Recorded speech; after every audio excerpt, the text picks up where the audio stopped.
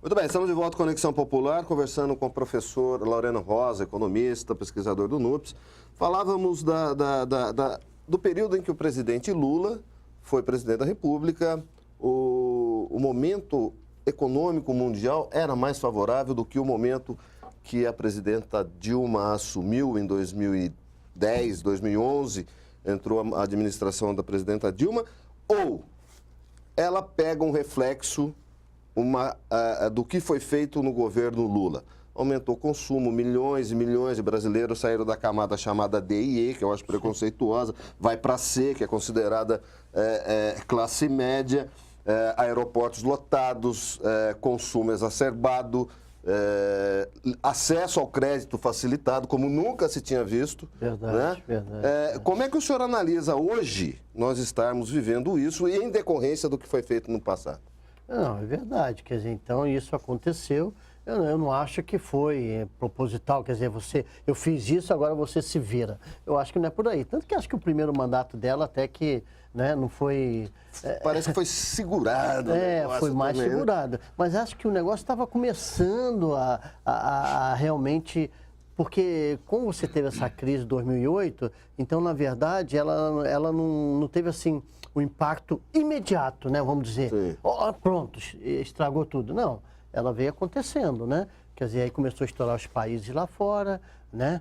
A Grécia, Espanha, Argentina, não podemos esquecer da Argentina. A Espanha viveu um caos. Não é? A Argentina que importa bastante da gente, principalmente automóvel, começou a dar o calote lá, não é? Ficou sem credibilidade, não é? Criar barreiras para calçado. Exatamente. Então, isso aí veio acontecendo, né? Veio acontecendo não porque o outro tinha deixado essas coisas, mas infelizmente isso foi acontecendo.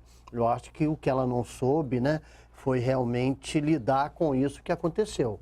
Então, isso para ela foi surpresa e ela acabou, então, tomando algumas medidas que não foram realmente boas para o país, né? E a questão também, né, é política, né? Eu acho que o maior problema também que está sendo até hoje, né? O problema dela é problema político, A né? falta de articulação, de simpatia, da conversa, do carisma. É lógico, de você admitir, né? Ou não, o negócio está ruim, ou vamos fazer. Eu acho que, sabe, tem uma parte disso. Agora, a questão toda é o seguinte, né? Que eu fico preocupado, é que isso aconteceu no Brasil, mas isso aí está tendo reflexo em quem? Nas cidades. Sim. Então, o que vai acontecer com uma cidade como Taubaté? A mesma coisa. Está perdendo receita. Só para informação, professor, no final de agosto, a prefeitura deveria ter arrecadado 75% do orçamento previsto, né? Porque é 3/4.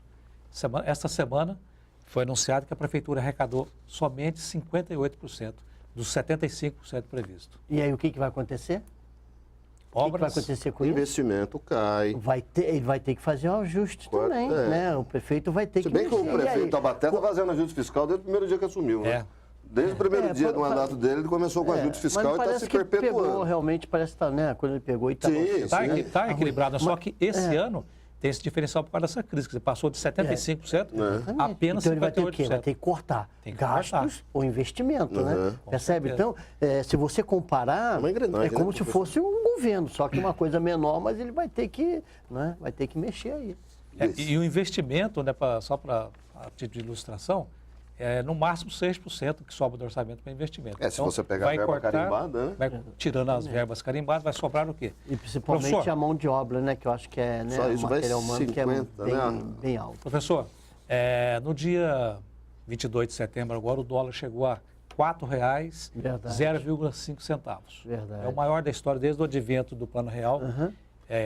Né? Desde 94? Desde 2002. Em outubro de 2002, no final do governo Fernando Henrique Cardoso, deu 3,99. Deu 4, bateu 4. É verdade. Quer dizer, o que é que o senhor explica para nós é o seguinte, além dos cortes nas viagens que estão sendo feitos por aí, por exterior, o que isso representa para a economia nossa, do dia a dia, do cidadão comum? Então, essa valorização do dólar, obviamente que ele tem aspecto positivo e aspecto negativo. Fala os dois para nós, então.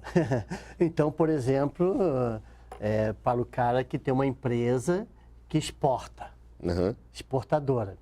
Esse cara vai se dar bem. Quer dizer, eles reclamavam, porque agora tu não escuta mais reclamar, né? Mas eles reclamavam quando o dólar estava 1,30, vendia lá embaixo, 1,50. Era, né? Nossa, a empresa está ruim por causa disso. Quer dizer, agora, inclusive até automotiva, porque nós exportamos, né, para fora. Quer dizer, então, para eles, para essas pessoas, estão boas, né? Vai estar. Nós temos alguns problemas seríssimos com isso, mas seríssimo. Primeiro, vamos dizer, o empresário, né? Olha, a gente não pode generalizar, tá certo, não é? Mas lógico, o empresário pensa no dinheiro, né? Claro, Certo, né? claro. Não estou generalizando, é lógico que nós temos empresários, né, excelentes que têm outras Mesmo os ideias. excelentes querem lucro, claro. Não tem Mas, como. por exemplo, você é o produtor de carne bovina. Não. Bom, o que acontece? O dólar está lá em cima, valorizado.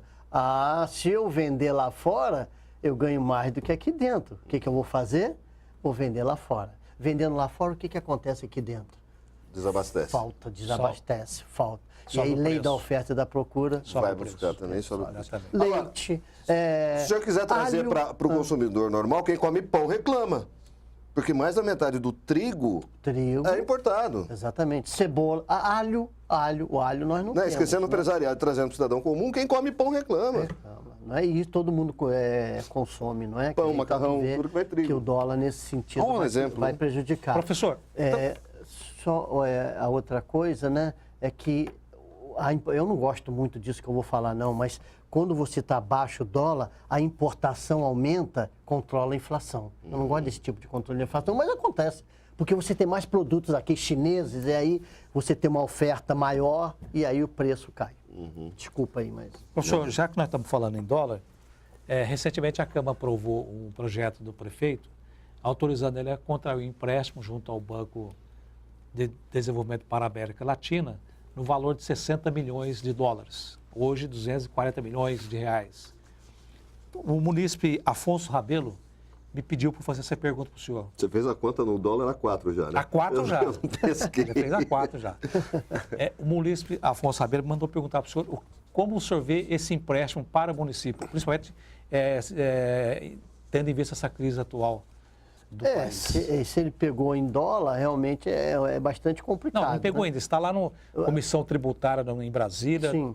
Tá, ainda Mas aí pegando um gancho, eu queria que o senhor explique mesmo pro nosso telespectador aí.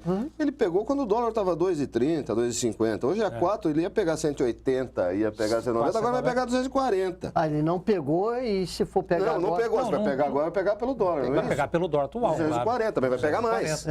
Então, eu diria para esse... Mas como é que o senhor vê esse empréstimo? Não, eu digo o seguinte, eu acho que o empréstimo não tem problema nenhum. Eu acho que é saudável você ter dívida. Não tem problema você ter dívida. O juro é baixíssimo, né? Agora, quer dizer, então a questão toda é essa, né? Eu tenho, primeiro, a questão da necessidade. Para que serve esse dinheiro? Vai No caso, será publicado mobilidade urbana. Mobilidade urbana. E nós estamos com um problema de mobilidade urbana?